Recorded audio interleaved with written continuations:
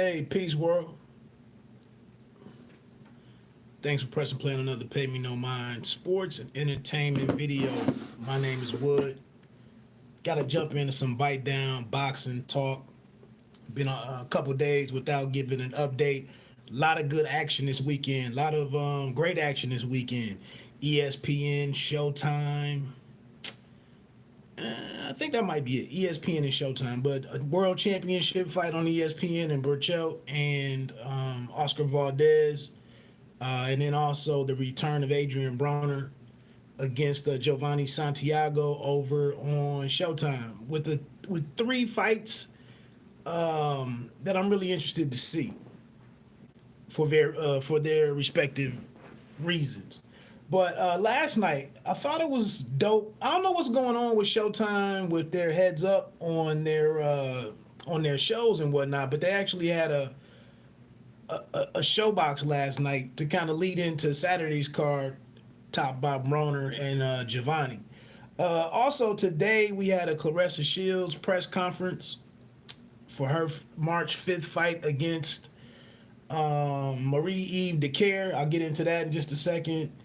And then I also was at the I also called into the press conference for Broner, for Adrien Broner and Giovanni Santiago, who's a bit quiet, doesn't speak English, and then Otto Valin and Dominic Brazil.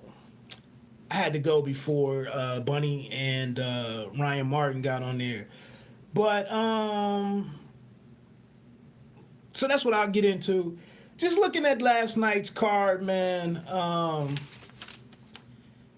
In the opener, I thought it was some good action against between Alejandro Guerrero and who's out of Houston, Texas, and Abraham Montoya, I believe was the kid's name. Pair of lightweights, good action, a lot of punching.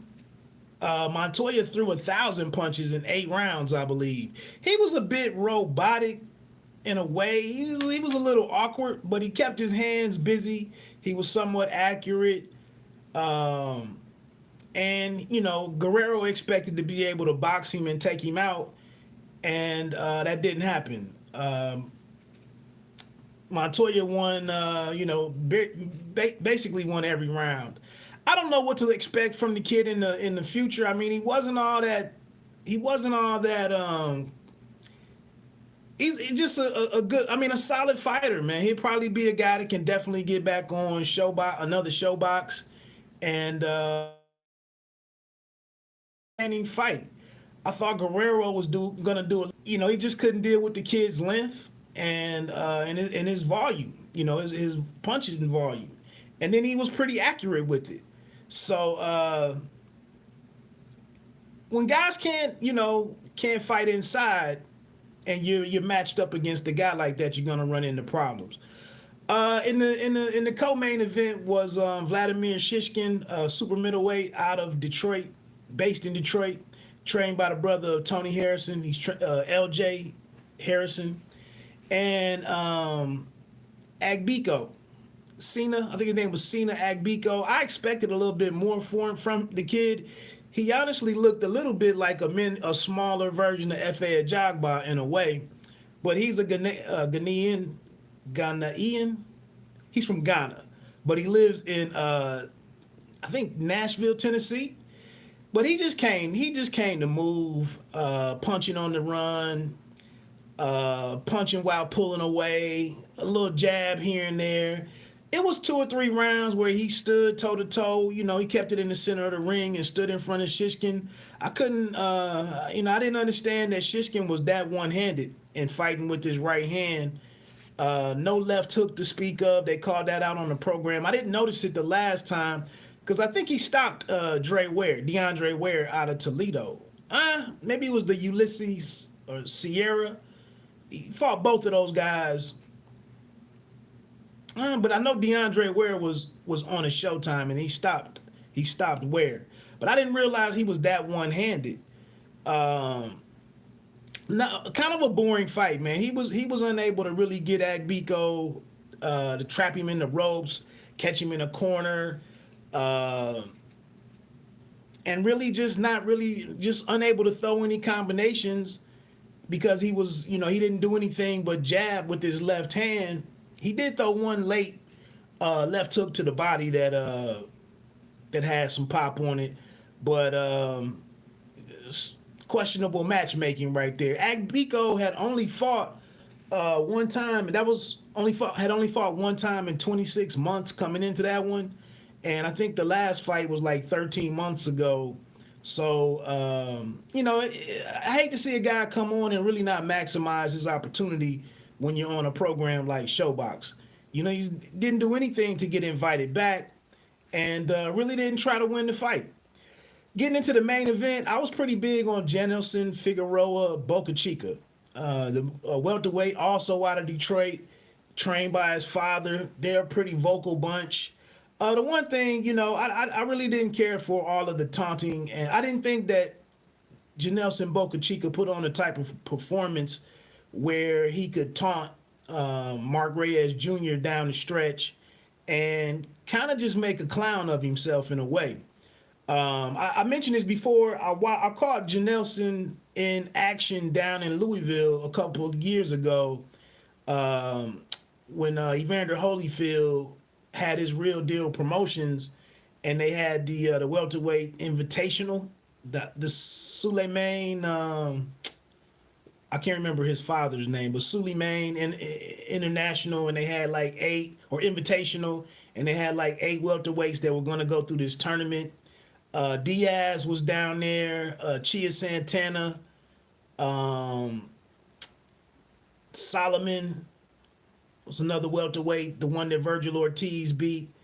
And Janelson was on the undercard, and he knocked out this smaller Mexican fighter that I'd seen fight in Indianapolis, and he was a real durable cat. And Janelson just knocked him out in like 45 seconds. And Janelson ran over to him as he was falling down and taunted him in his face, and like followed him down to the canvas, all the way down to the canvas. The guy tried to fight to stay up, and it was refereed by Steve Smoger, and Smoger got in Janelson's ass and chased him all the way back across the ring and said, "Don't ever pull that shit, you know, in my ring again." And so I saw some issues there with the taunting and the sportsmanship, so on and so forth, maturity maybe. And, you know, we see some signs of that last night. Honestly, he just looked like a fighter who he was like, what, 16-0 going into the fight with 11 knockouts. Reyes Jr. had 11 wins, or 12 wins, I think, with 10 knockouts. Good, both of them very good punchers. Reyes was doing a lot of good work with his left hook early, catching Bocachica flush on the chin with his left hook from a variety of different setups and angles and whatnot. But Bocachica just, you know, he just boxed him, you know. But he looked like a cat that's used to knocking everybody out and really didn't know how to get into the rest of his game.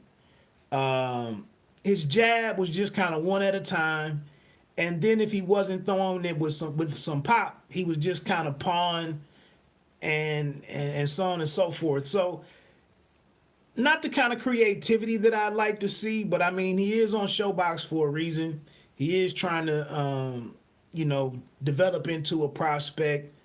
You know, he has a hell of a chin, because Reyes, even going later in the fight, I think they fought 10 rounds, I believe. I think it was 10-rounder. Reyes hit him with some big shots, you know, in the last 2 rounds, trying to make a bit of a comeback. The weird thing is that Reyes was actually up on the show stats for power punches. He might have landed 35 more power punches. And then in return, or, you know, conversely, Bocachica landed maybe 25 more jabs. I thought it was a bit of a tight fight, and it was a majority draw. One judge had it 95-95, then 96-94, 97-93. So it's how you want to look at it. you get a win, you get a victory, but it's definitely. I hope that the team comes away from it and realizes that they have some work to do. Because you're not going to be able to knock everybody out. Not everybody is just going to engage in a flat out, stand at the end of your punches and try to exchange with you. Not everybody is going to be chin high and just there to be hit. And I think he smothered a lot of his shots when he did try to get to like his third and fourth punches in his combination. He would come forward and get to and get too close to Reyes and not be able to throw the shots. Some things to work on. If you're going to be a knockout artist, you got to be able to set those knockouts up. And then if you're in there with a guy that can take a good punch and can flat out box, you're going to have to increase your volume. And I don't know, man. He gets the victory. I don't know if I think he lost it, but it was a weird fight. I think for 147, you got to throw more punches than that. And we got some youngsters at 140, quiet as kept. Not those that pay attention that much. But at welterweight, we've got an interesting group of kids building there with Stanionis, obviously Jaron Ennis, the Yella Yusanov, I forget his name. Virgil Ortiz is there. It's a lot of kids. A lot of the next wave is really coming and forming at welterweight. And we, some of the cats at 140 can come up. Elvis Rodriguez or Brandon Lee. It's a lot of young legs in there that you're gonna have to be well rounded and bring something, bring more tools to the table than just a big punch. No knockdowns in the fight. There was a weird moment in like the second round where it looked like Reyes got caught with a good shot and stopped. I couldn't tell if his glove touched the canvas or not. They never bothered to show a replay to show us what the hell happened. Both men stopped for a moment. The referee was kind of indecisive, and then Reyes popped right up and threw some hooks to Bocachica's body because he thought he dropped him. So that was a bit of a weird moment, and they never went back and clarified it. So, like I said, good win, man. Good, actually a pretty good fight.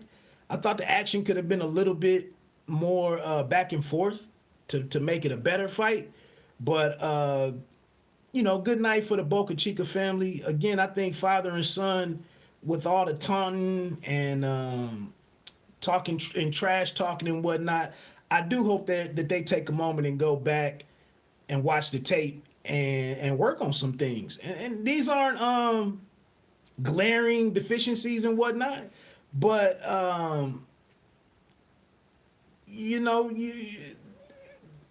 problems could arise if you don't address some of these things. You got to be able to increase that punch volume and do more things, vary that jab up. It just can't be single jabs the whole time. It's a little bit of work there. Getting to the press conferences, Claressa Shields and Marie-Eve Dicaire was earlier today. I was able to get in a question. I didn't know, Claressa Shields said that she only does 6-week camps. I wasn't aware of that. She did say, I don't know if she said I think she said for one fight she actually did 7 weeks. But I've heard 6 weeks was fine. But it seems like the norm for the men was like 8 and 10-week camps is pretty much what I've heard. We heard Caleb Plant saying that he didn't want to fight he didn't want to fight Canelo Alvarez on like a less than 8-week camp or something. So, hey, my bad. But, the elephant in the room, whatever color you want it to be, is that we don't know who Marie-Eve Dicaire is. And I am excited about the event. I plan to watch the event. They're actually going to have 200 seats available inside the Dordt Federal Credit Union, or financial building, whatever they call it, or the Dordt Financial Center, something like that, up in Flint, Michigan. But there are going to be 200 tickets that are available. I think they started at 150 and went up to 300. I really wanted to ask a couple more questions, but I was kind of rushed off without getting around to Marie-Eve Dicaire and kind of getting an understanding of, are there any other, for her and her promoter, Dimitri Salita, are there any other fighters that they're trying to add to the card? I think they did announce the fight for Danielle Perkins, maybe Raquel Miller. I thought I saw that Jermaine Franklin was going to be on the card, a heavyweight out of Grand Rapids, maybe. That doesn't sound right. But Kalamazoo, one of those two. But I plan on buying the card. It's $29.99. It's $29.99. Like I said, I'm excited to see it. And but again, Marie-Eve Dicaire is 17-0 with no knockouts. 34 years old, never fought out of Canada. Like, we have to temper our expectations, and she gets a little defensive about it. But we've all been watching this sport as long as we have, and we know what we know. So, for that price point, I can tune in and support and be happy. But that's what's weird about, a quick aside, that's what's weird about somebody like a Teofimo. That's what's a little bugged out about a Teofimo Lopez saying that those other guys need to do something. That may be true, but on the other side of the coin, with you wanting to make bigger money and be involved in bigger fights moving forward, you really can't avoid those guys to go get the bigger purses. And so here with Shields, at some point in time, the B side becomes very important, because it has to be a fight, an intriguing fight that you don't need to educate me why it's intriguing. I should already know about your B side, and their career itself is intriguing. But other than that, man, we'll see what happens. Some more fights, I believe, are supposed to be announced in the next week or two. So it'll be interesting to see what other fighters end up on there. Broner and Giovanni. Broner kept it a buck in saying that he understood Giovanni was coming to fight. He's Puerto Rican. The matchup is what it is. And we all know where Broner is in his career. The dude's been out of the ring for 2 years. So what do you expect? I was able to get a couple questions in. Nothing too big, honestly. I'm looking forward to the fight. I want to see what I want to see how he looks. I think this fight is at 140. The question is this. Again, being at 140, 135, a lot of the fighters there are under 25 or 28. Broner is 31. So eventually, if you're talking about getting into the title picture, now we know Josh Taylor and Jose Ramirez at 140 are somewhat older guys, relatively speaking. But who knows what they do after they take care of their undisputed fight. What do they do with those belts? Does one of them go up? Do both of them go up? Does one fight Teofimo Lopez possibly? But a lot of those bodies around 135 and 140 are very young. So it's just interesting in terms of how Broner can get into the championship picture, and how does it work? How does it happen? Because all those guys are across the street, 135 and 140. So that's the big question with him. I'm hoping he looks good. looks good Saturday, and we get into that discussion afterwards. Brazil and Valine, I think that's going to be a pretty good fight. It's heavyweights. I just want to check that one out. Brazil seemed to be a little, he was speaking really, really fast. Not that was completely out of character, but, when you have the loss that he had against, Deontay Wilder, inactive all of last year, I just want to see what he brings back to the table. And then, honestly, the fight that I'm really anxious to see is Robert Easter Jr. against Ryan Martin. Not to discredit the Broner fight, but I don't know anything about Santiago, who was 14-0-1. Ryan Martin, at one point in time, he was going places until he ran into Josh Taylor over there in the World Boxing Super Series. So that's the fight that I'm really interested to see Saturday night. I think it's going to be pretty competitive, and Ryan Martin has rebounded with a couple of knockout wins. I think he fought at least once last year, maybe twice, but that's one that I really want to see, and it'll be interesting to see what it sets up for Robert Easter Jr. I saw something about him calling out a Devin Haney, and it just, if Robert Easter Jr. is able to prevail in this fight, he's got one of those guys that, based on where the belts are and what he should be trying to do individually, for his career, you might have to make some noise and take some different kind of fights.